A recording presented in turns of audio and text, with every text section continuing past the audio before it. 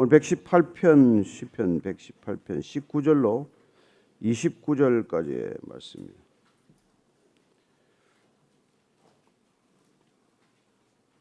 같이 읽습니다. 시작. 내게 의의 문들을 열지어다. 내가 그리로 들어가서 여호와께 감사하리로다. 이는 여호와의 문이라. 의인들이 그리로 들어가리로다. 주께서 내게 응답하시고 나의 구원이 되셨으니 내가 주께 감사하리다. 건축자가 버린 돌이 집 모퉁이의 머릿돌이 되었나니 이는 여호와께서 행하신 것이요 우리 눈에 기이한 바로다. 이날은 여호와께서 정하신 것이라. 이날에 우리가 즐거워하고 기뻐하리로다. 여호와여 구하옵나니 이제 구원하소서. 여호와여 우리가 구하옵나니 이제 형통하게 하소서. 여호와의 이름으로 오는 자가 복이 있으며 우리가 여호와의 집에서 너희를 축복하였도다. 여호와는 하나님이시라. 그가 우리에게 빛을 비추셨으니 밧줄로 절기 제물을 제단 뿔에 맬지어다. 주는 나의 하나님이시라. 내가 주께 감사하리이다. 주는 나의 하나님이시라. 내가 주를 높이리이다. 여호와께 감사하라. 그는 선하시며 그의 인자하심이 영원함이로다. 아멘. 시편 118편의 마지막 부분은 113편부터 시작된 할랄 시편, 하나님을 찬양하는 시편의 마지막 결론과도 같은 부분이죠. 하나님께서 우리를 향하신 그 크고 놀라운 뜻이 깨달아질 때 우리는 하나님께 마땅한 반응, 당연히 하나님께 보여야 할 반응이 감사요, 찬양 아니겠습니까? 그렇게 하나님께 감사하고 찬양하는 사람들에게 오늘 하나님께서는 의의 문을 열어주신다고 되어 있습니다. 오늘 19절 말씀 다시 한번 읽겠습니다. 시작. 내게 의의 문들을 열지어다. 내가 그리로 들어가서 여호와께 감사하리로다. 의의 문들아 열릴지어다.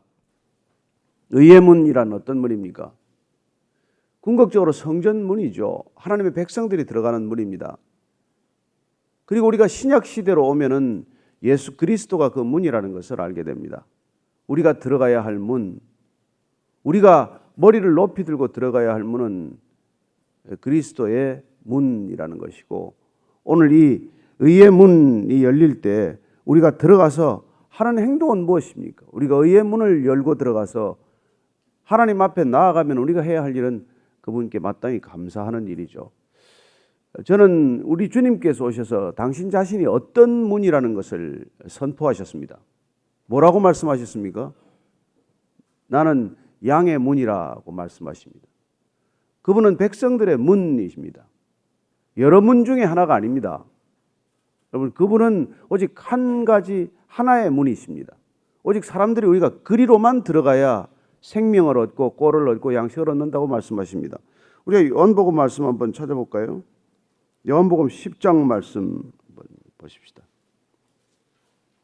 10장 7절로 9절까지 말씀 한 목소리로 같이 읽습니다. 우리가 들어가야 할 의의 문, 의로운 문은 어떤 문입니까? 요한복음 10장 7절부터 9절까지 큰 목소리로 읽습니다. 시작. 그러므로 예수께서 다시 이르시되 내가 진실로 진실로 너희에게 말하노니 나는 양의 문이라. 나보다 먼저 온 자는 다 절도요 강도니 양들이 듣지 아니하였느니라.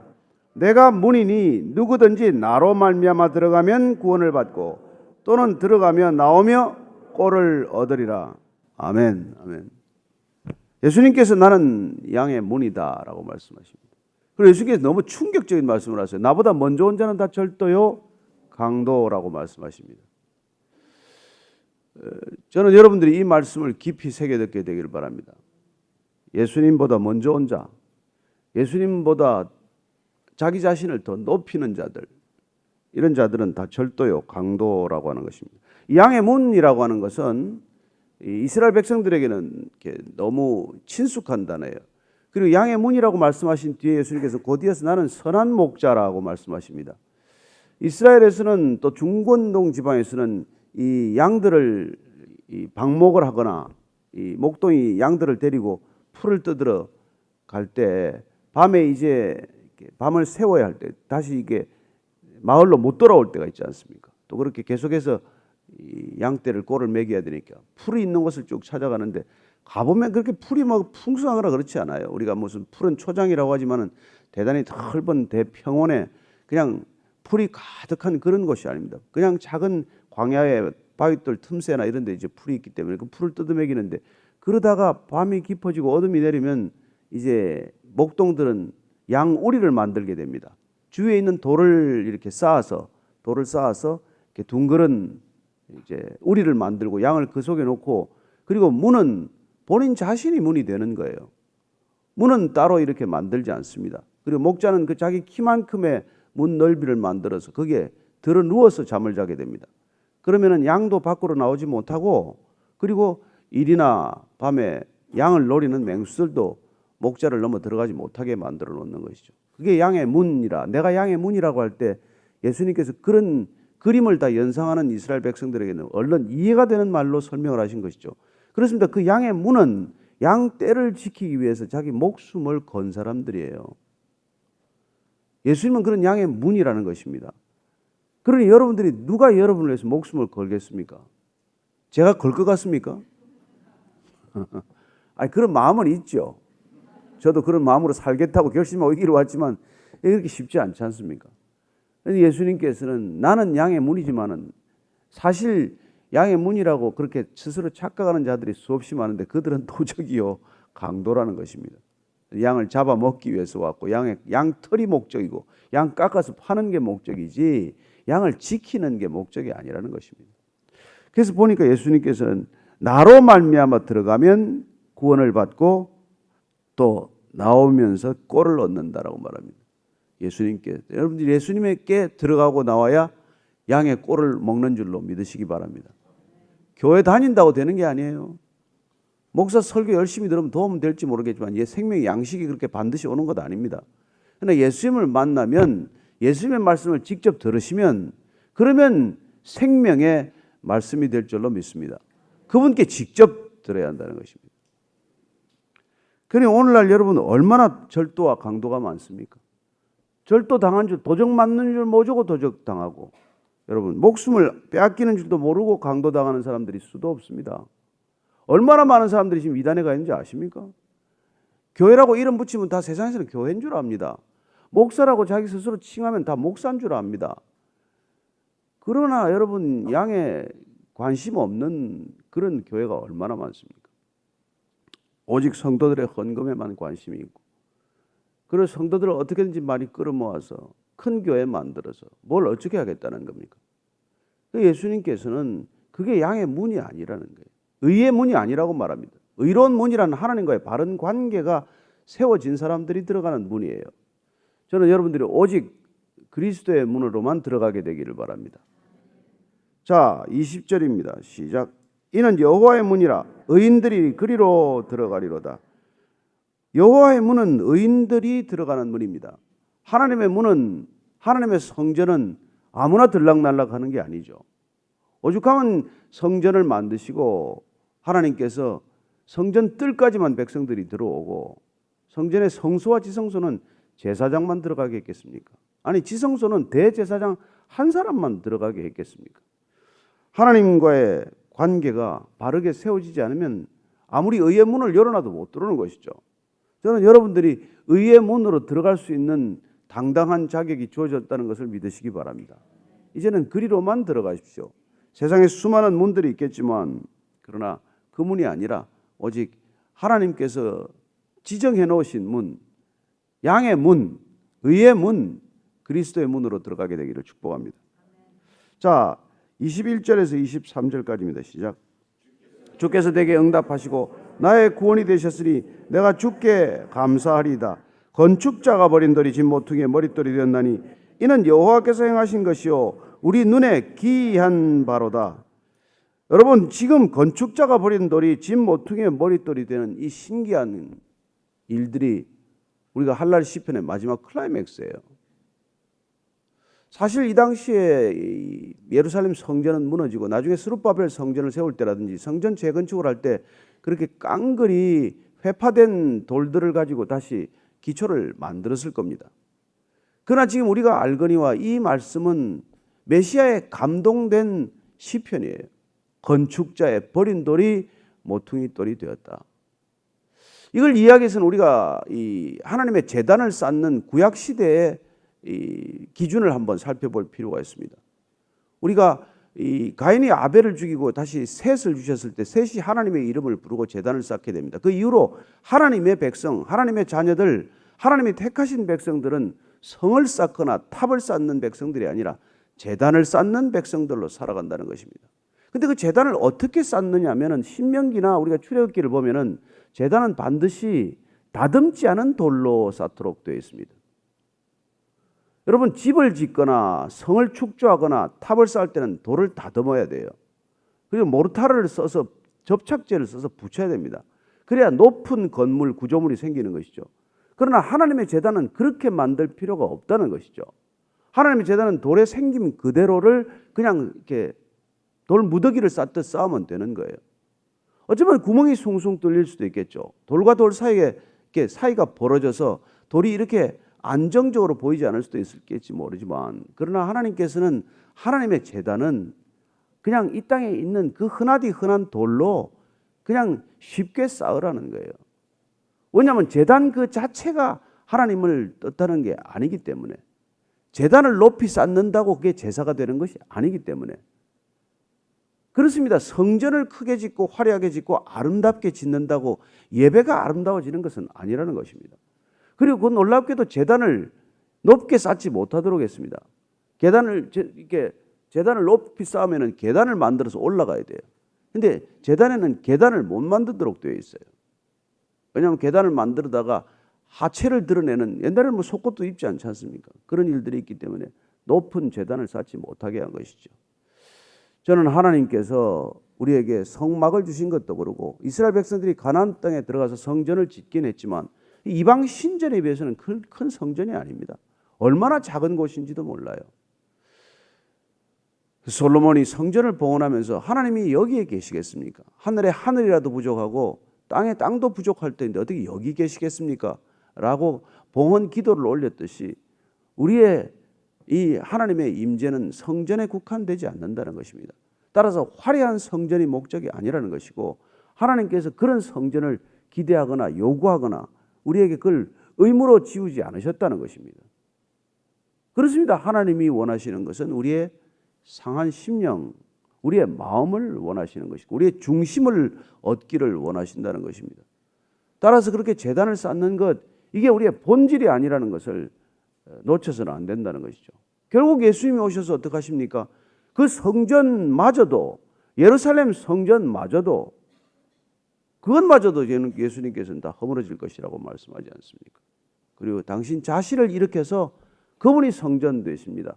그리고 그분이 우리 안에 오셔서 우리를 성전 삼으셨습니다. 저와 여러분이 성전인 줄로 믿으십시오. 이 성전에 더러운 것, 더러운 생각, 더러운 음식, 더러운 것들, 불결한 것들을 넣지 않아야 합니다. 그래서 담배도 피우지 않는 게 낫다. 거기다 연기 그렇게 넣어서 뭐 할 텐데? 몸을 굴뚝으로 만들 겁니까? 거기다가 막 그냥 술을 들이부어서 이건 뭐 할 건데? 양조장을 만들 겁니까? 그래서 이 몸이 성전이라고 생각을 하면 우리는 이 몸을 어떻게 예쁘게 꾸미려고 하는 게 아니라 거룩하고 깨끗하게 할 것이 이제 초점이 모아지는 것이죠. 여러분, 신부의 자격은 순결함에 있지 아름다움에 있지 않습니다. 순결함을 우리가 지키는 것. 그래서 나 여호와는 거룩하니 너희도 거룩하라. 그게 우리에게 요구하는 거지. 너는 뭐 큰 인물이 되어라, 뭐 많은 일을 하라, 업적을 남기라. 그게 예수님께서 명령하는 게 아니지 않습니까? 저와 여러분들이 하나님의 올바른 관계가 회복되고 그분 앞에서 늘 거룩한 삶, 정결한 삶이 목적이라는 것 다시 한번 기억하게 되기를 축복합니다. 어떻게 오늘 하루 그렇게 거룩을 걸어가요? 근데 문제는 이 종교인들의 거룩을 예수님께서는 극도로 이렇게 나무라셨다는 것입니다. 형식적인 거룩이 또 되고 만 것이죠. 성경을 옆구리에만 끼고 다니면 거룩입니까? 그런 거룩이 아니라 우리의 마음과 중심이 온전히 나 중심이 아니라 하나님께로 향해 있는 그런 태도 자체를 거룩이라고 말씀하신 것이죠. 그게 무슨 일을 하든 나를 더 의식하면 거룩한 행위가 될 수 없는 것이죠.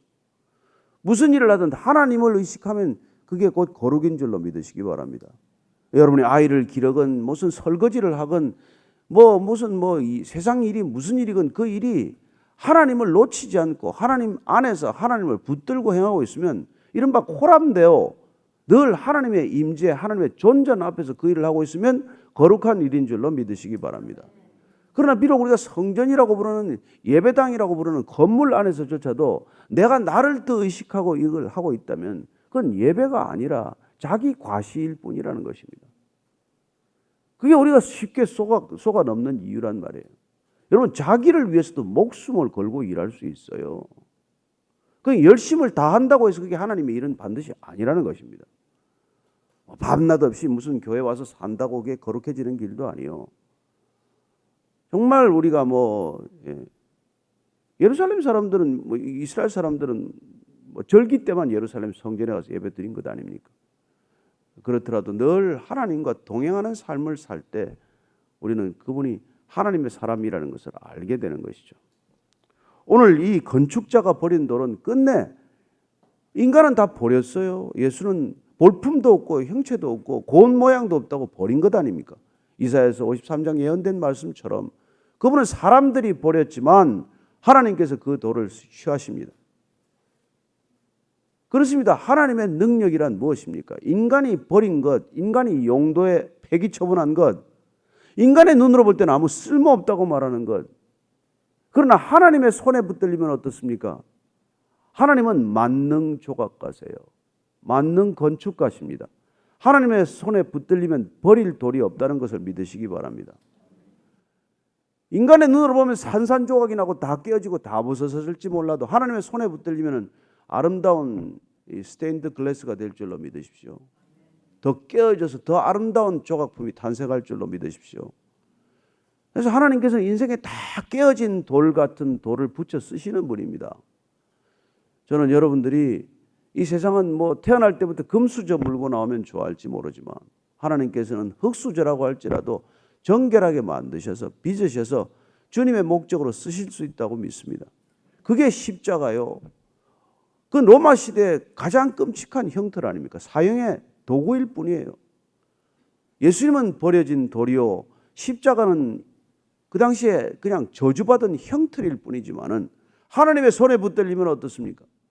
버려진 돌과 같은 예수님, 그리고 단지 죽음을 상징하는 도구인 십자가, 그 위에서 영원한 생명의 피가 흘렀을 때 인류를 구원하는 놀라운 상징물이 되지 않았습니까? 지금 누가 십자가를 보고 끔찍하다고 그걸 버립니까? 외면합니까?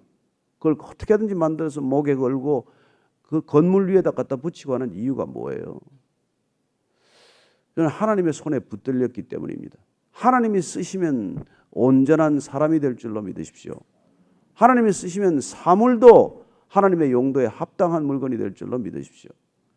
그래서 이스라엘 백성들이 다 애굽 땅에서 나올 때 부랴부랴 가지고 나온 것들, 무슨 실이요, 무슨 금속이요, 그 모든 것들을 가지고 하나님께서는 성막을 지으신 것입니다. 애굽 땅에서는 그게 우상을 숭배하는 물건들이지만 하나님이 그것을 이렇게 받으시면은 하나님은 그걸 성막으로 쓰시는데 충분하다는 것입니다. 저는 여러분들의 인생이 하나님께 드려지면 성전이 될 줄로 믿습니다.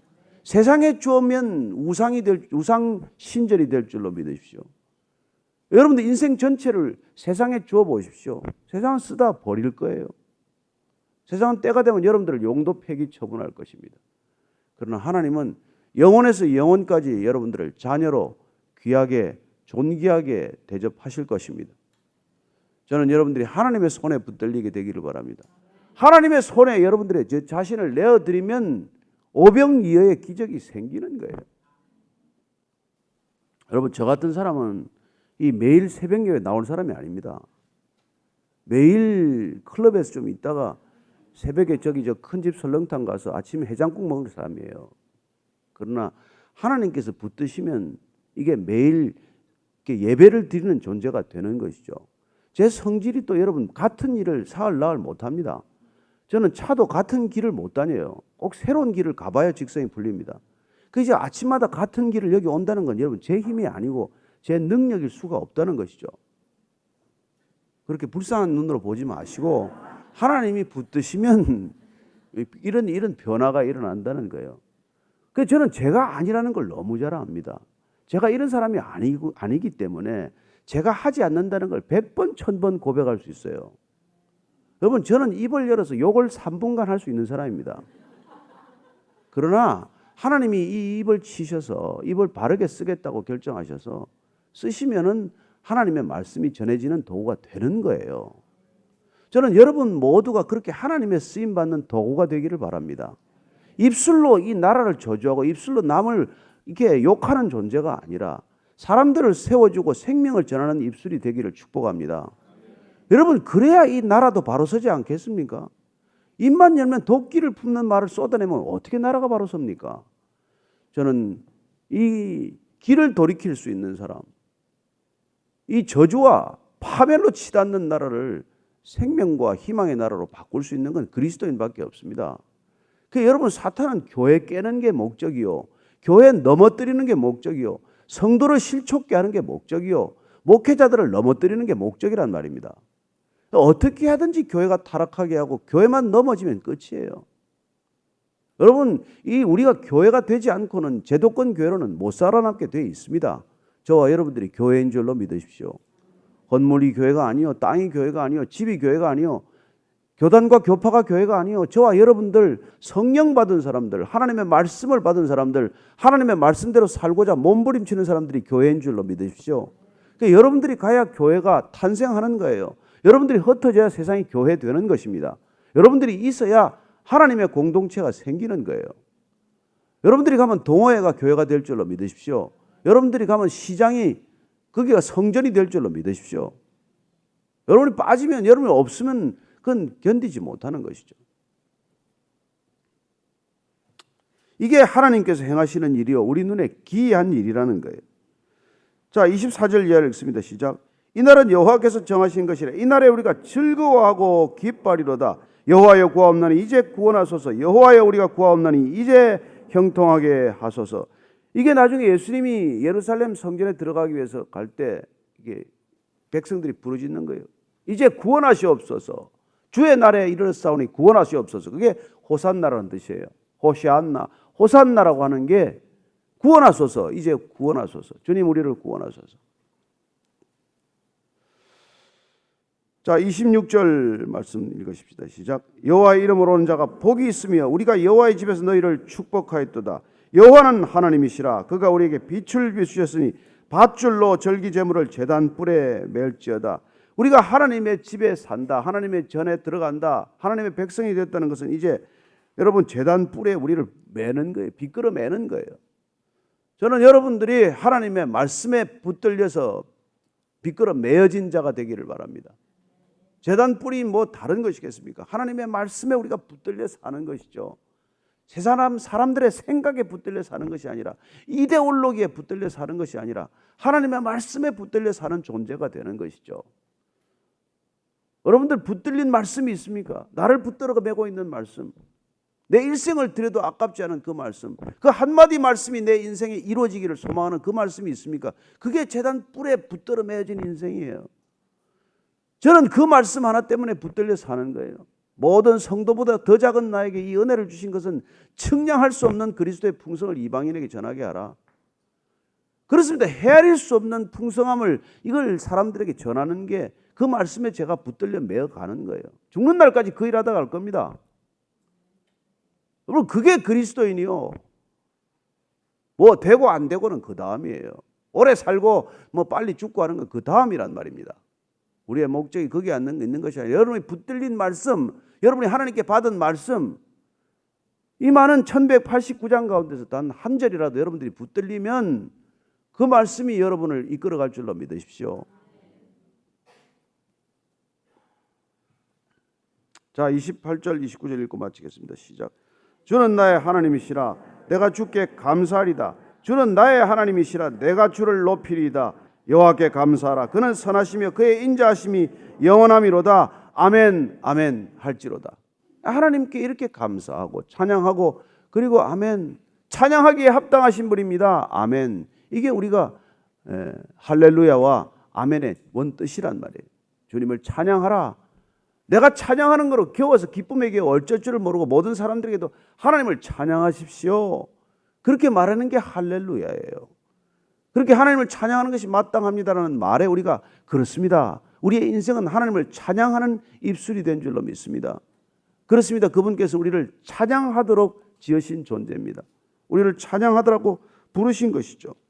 우리가 무슨 다른 게 있습니까? 그래서 우리가 에베소서를 보면 에베소서 1장 6절, 12절, 14절 계속 우리는 찬송하게 하려는 것이 우리의 삶의 목적이요 구원의 참된 목적이라는 것을 알게 됩니다. 에베소서 1장 6절 읽습니다. 시작. 이는 그가 사랑하시는 자 안에서 우리에게 거저 주시는 바 그의 은혜의 영광을 찬송하게 하려는 것이라. 12절. 이는 우리가 그리스도 안에서 전부터 바라던 그의 영광의 찬송이 되게 하려 하심이라. 14절. 이는 우리 기업의 보증이 되사 그 얻으신 것을 속량하시고 그의 영광을 찬송하게 하려 하심이라. 그렇습니다. 여러분들의 형편과 처지가 찬송을 가로막지 않게 해주십시오. 내가 어떤 입장과 어떤 어려움이 있을지라도 찬송하는 입술은 거치지 않게 되기를 축복합니다. 찬송할 만하면 하지요. 뭐 찬송 못할 만한 형편이 같아야 못하는 거죠. 이런 말 안 할 수 있게 되기를 바랍니다. 내 형편이 어떻든 어디서 어떤 삶을 살고 있든 찬양하는 입술 될 때 하나님께서 저와 여러분들을 마음껏 쓰시는 존재가 될 줄로 믿습니다. 오늘 기도할 때 하나님 이 나라를 보면 찬양이 안 됩니다. 그러나 찬양하게 하여 주옵소서. 하나님 내 입장을 보면 찬양할 수 없을 겁니다. 아닙니다. 그래도 찬양하게 하여 주옵소서. 하나님 성전이 무너져도 찬양하겠던 이스라엘 백성들이 있습니다. 하나님 찬양하는 입술이 되게 하시고 찬양하는 교회가 되게 하시고 찬양하는 모든 그리스도인들 되게 하여 주옵소서. 한번 그렇게 기도하고 각자 기도하겠습니다. 하나님 아버지, 우리 안에 빼앗기지 않는 기쁨을 주셔서 감사합니다. 모든 것을 둘러봐도 기쁠 일이 하나도 없지만 그러나 하나님이 나의 구원자가 되셔서 저는 빼앗기지 않는 기쁨을 노래합니다. 하나님, 그래 우리는 마치 체면 들린 사람 같다고 비난받습니다. 조롱받습니다. 아닙니다. 주님께서 하박국 선지자에게 말씀해 주셨듯이 하나님 너희는 빨리 달리면서 이 글이 보이게 하라고 말씀하셨던 그 말씀, 우리가 일생 동안 우리의 삶을 통해서 하나님의 말씀이 드러나게 하고 보여지게 하고 하나님 그리고 읽혀지게 하여 주시옵소서. 하나님 비록 무화과나무가 무성하지 못하고 포도나무에 열매가 없고 감람나무에 소출이 없을지라도 우리의 양이 없고 외양간에 소가 없을지라도 우리는 여호와의 하나님으로 인하여 구원의 하나님으로 인하여 기뻐할지라고 노래했던 하박국 선지자의 노래가 우리 모두의 오늘날의 노래가 되게 해 주옵소서. 하나님은 선하십니다. 그 선하심 인자하심이 영원합니다. 영원하신 하나님의 인자하심과 진실하심을 노래할 수 있는 우리의 생애가 되게 하여 주옵소서. 하나님 주의 인자하심과 진실하심이 영원하리로다 영원하리로다 찬양하는 입술 되게 하여 주옵소서. 이제는 십자가에서 마지막 고통의 순간까지 그 찬양을 멈추지 않았던 우리 구주 예수 그리스도의 은혜와 하나님 아버지의 사랑과 성령의 교통하심이 오늘 말씀을 따라 다시 한번 영원히 주님을 찬양하는 입술 되기로 결정한 이 자리에 고개 숙인 모든 찬양의 사람들, 믿음의 형제 자매들 위해 지금부터 영원까지 함께 하시기를 간절히 축원하옵나이다. 아멘.